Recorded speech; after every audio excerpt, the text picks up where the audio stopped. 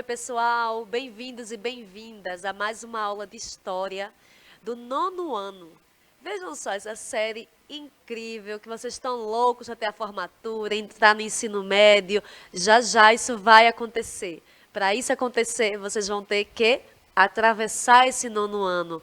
Aproveitem, é o último ano de vocês no ensino fundamental e a gente hoje vai revisar um conteúdo super bacana, conteúdo bem importante e que vários estudantes pediram essa revisão. Agora que já está no final, né, do semestre, todo mundo assim querendo muito recesso.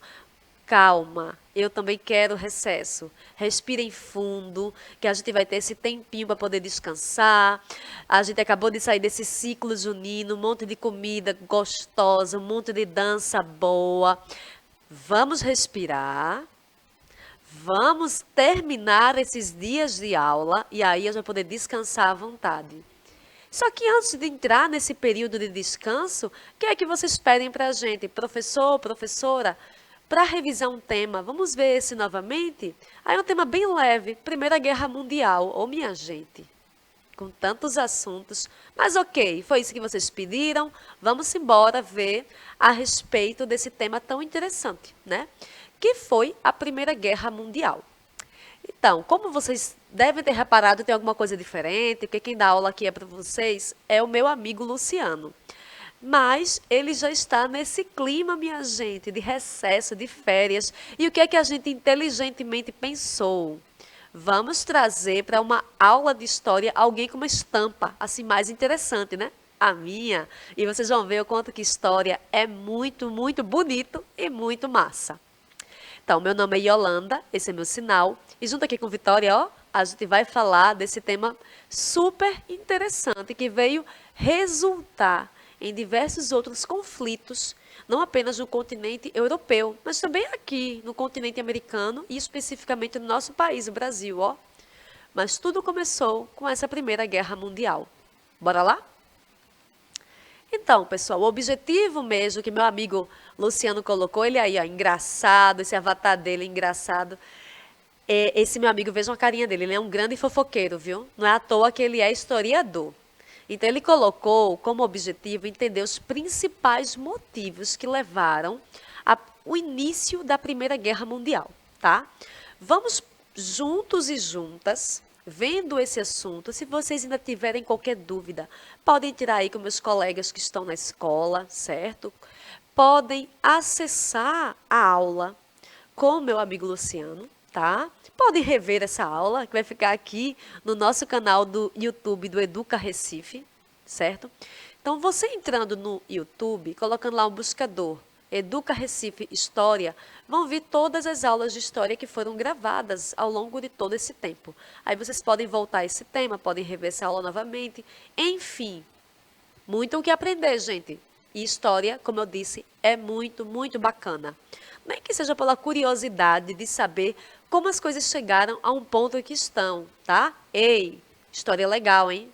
E a gente está em uma cidade que é altamente histórica como é Recife. Você sair para o Recife num dia tardezinha, de boa, prestando atenção, só na arquitetura das casas, só nas pontes que cruzam o centro da nossa cidade, vocês vão ver muito de história na prática. Mas vamos lá, se ater a como começou essa Primeira Guerra Mundial? Então, gente, falar nessa Primeira Guerra Mundial é observar esse fato aqui, ó. Vou passar assim bem rápido e explicando para vocês. Bora lá, Cleitinho. Chegue aí. Então, a Primeira Mundial, o que foi essa guerra? Foi um conflito armado ocorrido no início do século XX, no território europeu, e envolveu grande parte dos países do mundo e marcou o início de um período de avanços tecnológicos, tá? Então, vocês podem me dizer o seguinte, mas professora, se foi lá na Europa, por que é chamado Primeira Guerra Mundial? Porque, gente, como a gente vai estar vendo mais à frente, não envolveu apenas dois países, três em conflito, foram vários. E as possíveis causas para o conflito, ó, disputa de mercados internacionais, atrito entre as grandes potências por causa de questões coloniais. A França queria um revanche contra a Alemanha por ter perdido o território da Alsácia-Lorena. Volta aqui para mim, preste atenção. Gente, falar a respeito de qualquer conflito armado é falar que se tem muitas ideias, tem uma questão às vezes que fica alimentando as pessoas com patriotismo e com ideais de coragem, conversas desse tipo. Mas na prática mesmo, a gente vai estar vendo ao longo dessa nossa aula, é que são grandes potências. São grandes corporações que têm por objetivos ficarem cada vez mais ricas, conquistarem territórios, e quem é que sofre com tudo isso? A população comum, tá? Então, a gente pensar a respeito disso é a gente pensar que uma guerra não começou da noite para o dia. Foi durante um bom tempo e vários motivos que, se somando, chegou a esse conflito maior, tá, pessoal? Então, o conflito generalizado foi pegando assim de vários países. Começou com a Inglaterra e a Alemanha, por disputa de mercados consumidores. Viram só o que eu falei? A Inglaterra e a Alemanha tinham produtos X, queriam vender esses produtos, estavam disputando entre elas para ver quem ganhava mais dinheiro. O que é que vamos fazer também? Guerra, para poder conseguir território. A França tinha esse conflito com a Itália também. Não estavam disputando, como a Inglaterra e a Alemanha disputavam mercados consumidores, a França e a Itália não, estavam disputando a Tunísia. Então, esse país que tem sua cultura, que tem sua língua, que tem o seu povo, tanto a França quanto a Itália estavam com interesse nesse país. Então, o que elas resolveram? Entrar nessa guerra também. Quem saísse vencedora, ganhava a Tunísia. Alguém perguntou às pessoas, aos habitantes da Tunísia, se queriam pertencer à França ou à Inglaterra? Não. Mas, ok, França e Tunísia, França e Itália, grandes potências, guerreando, sobrou para quem? Para a Tunísia, que é um país menor. Pois é. Outros conflitos generalizados, uma causa maior, tá, gente? Eu estou falando generalizado, as coisas assim em geral, tá?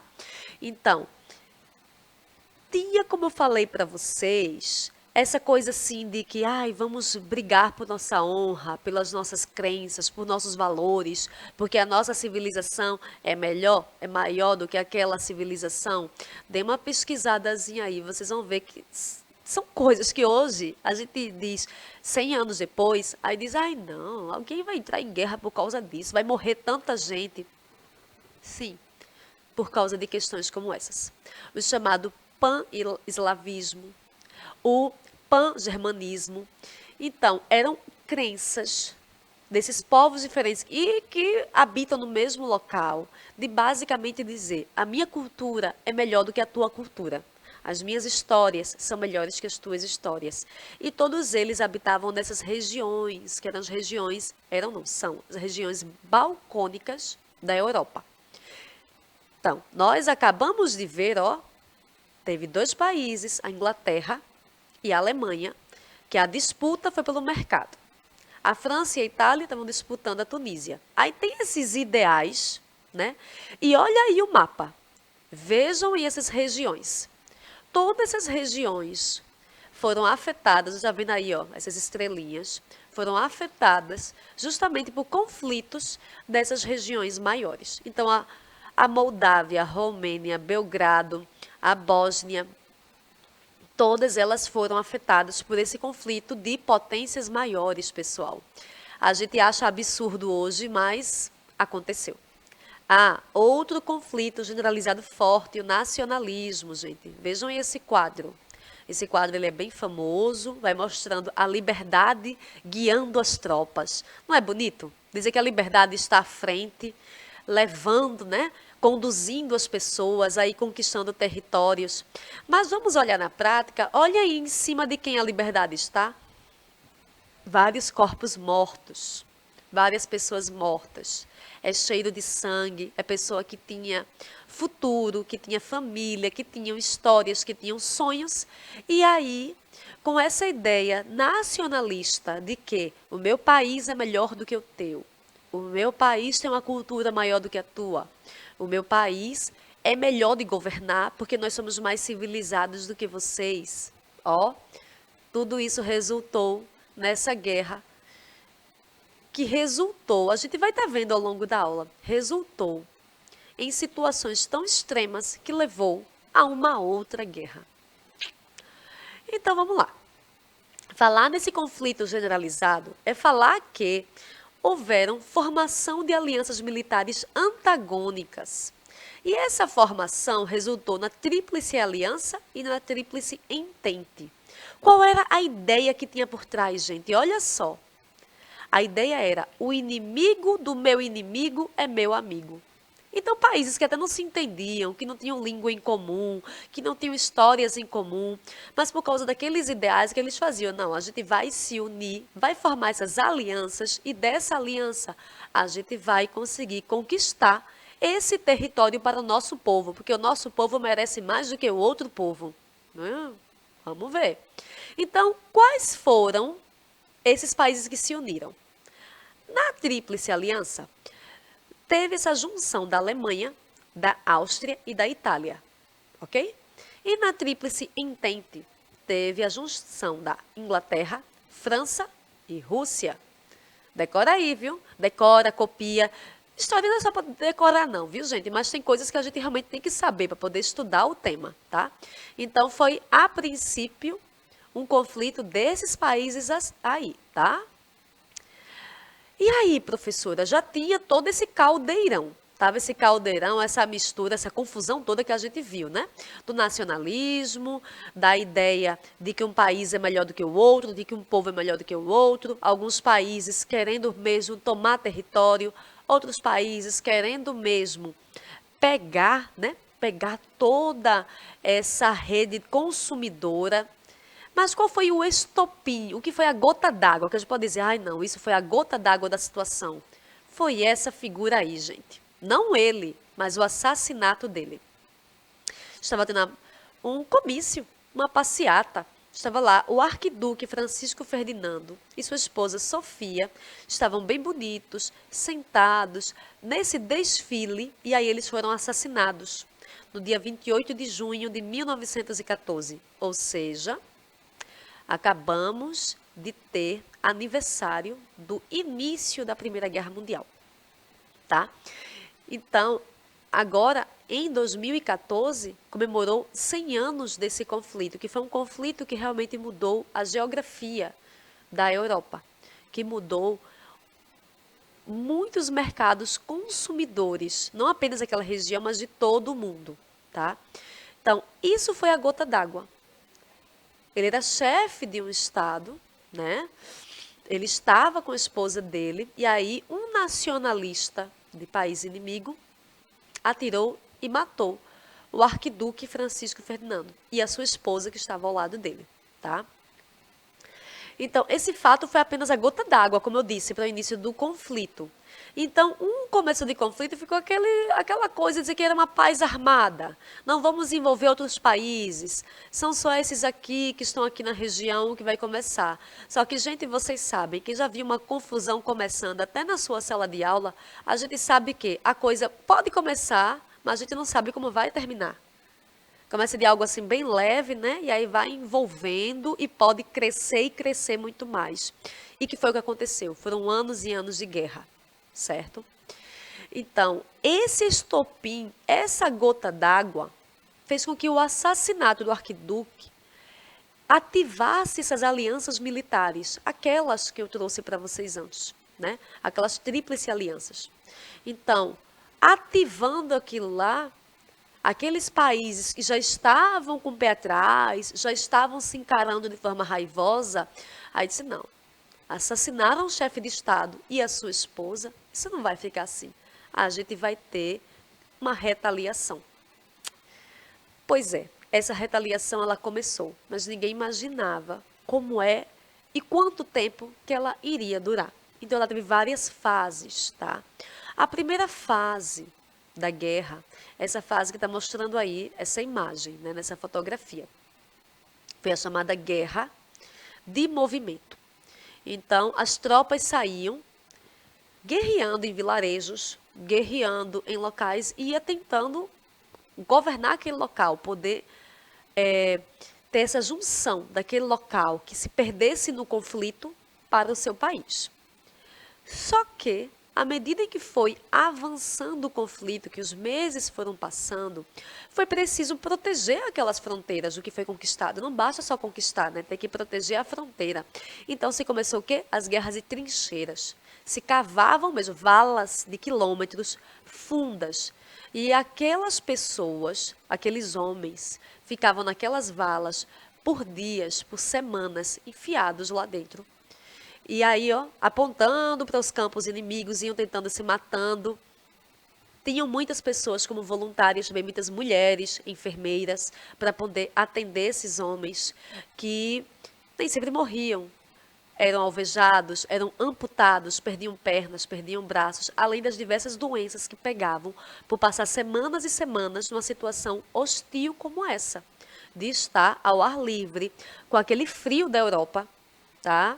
Aguentando chuva, aguentando neve, quando se tem calor, é muito quente, sem alimentação adequada.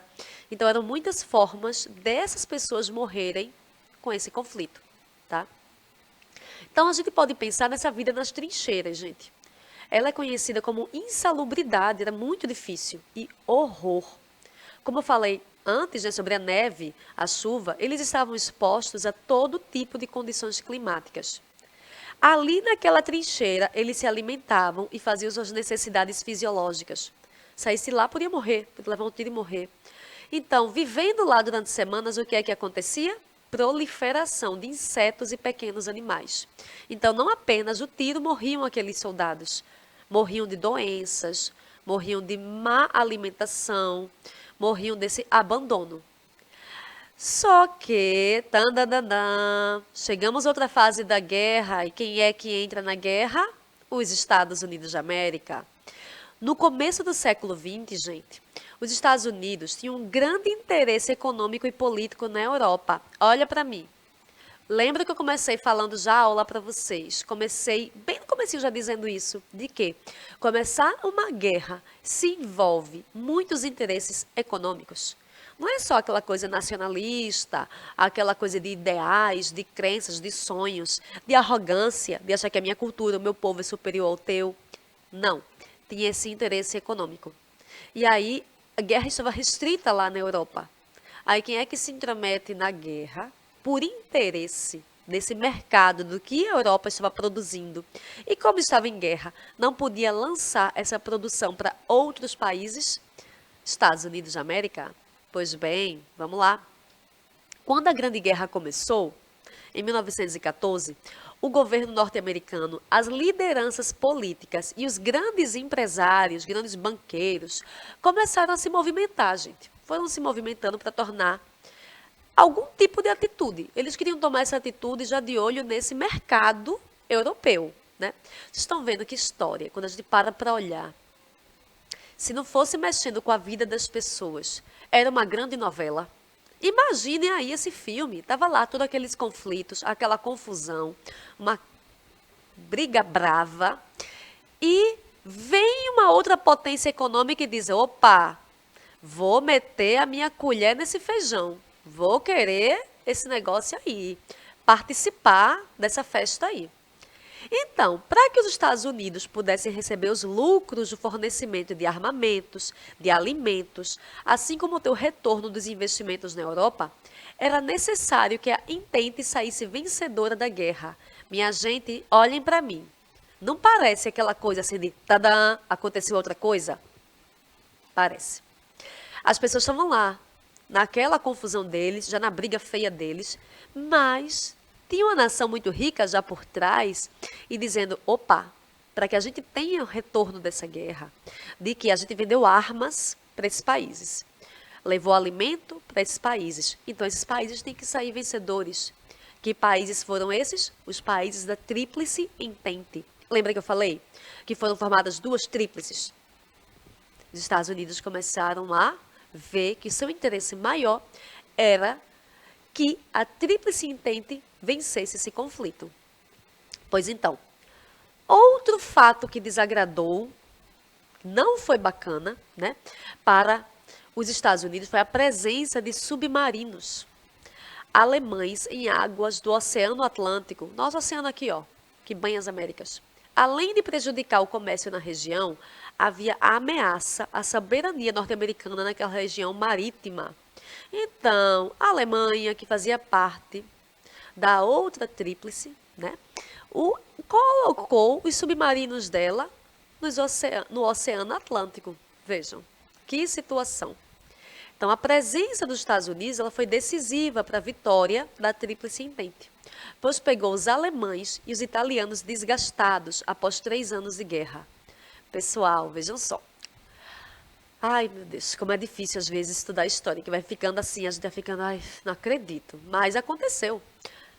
Vejam, essa guerra, ela durou em torno de 4 anos. Os Estados Unidos entrou no conflito após 3 anos.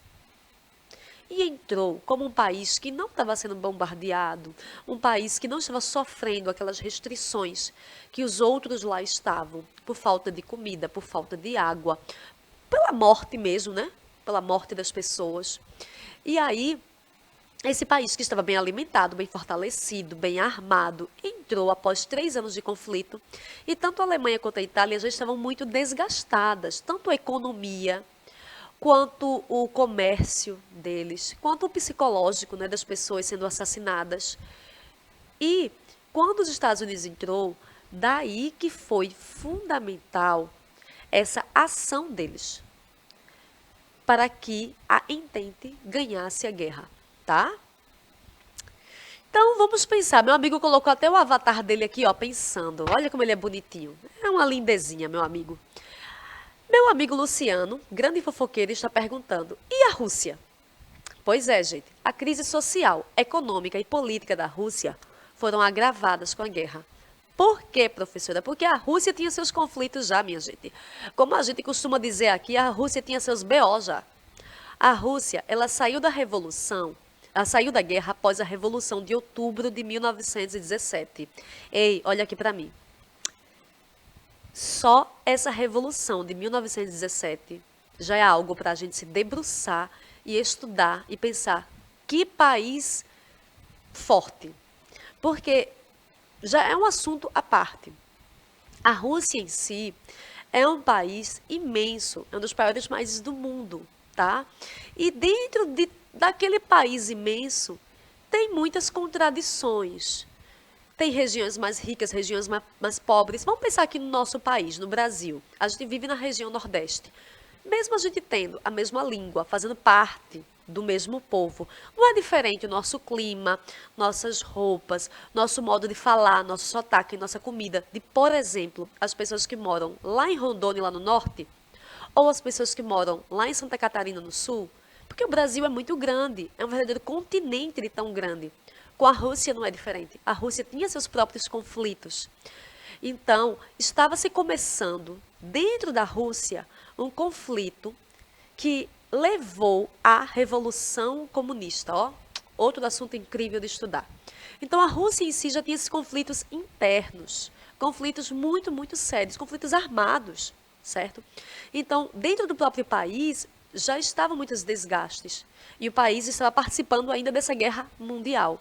O que é que a Rússia fez? Eu não estou conseguindo segurar esse BO. Então eu vou sair da guerra. Então a Rússia saiu da guerra no mesmo ano em que os Estados Unidos entrou, em 1917. Tá, gente? Então vejam aqui esse mapa. Prestem atenção nele. Vejam essa região aí. Sob o comando de Lenin é assinado o Tratado de Brest-Litovsk. A crise social, econômica e política da Rússia foram agravadas com a guerra.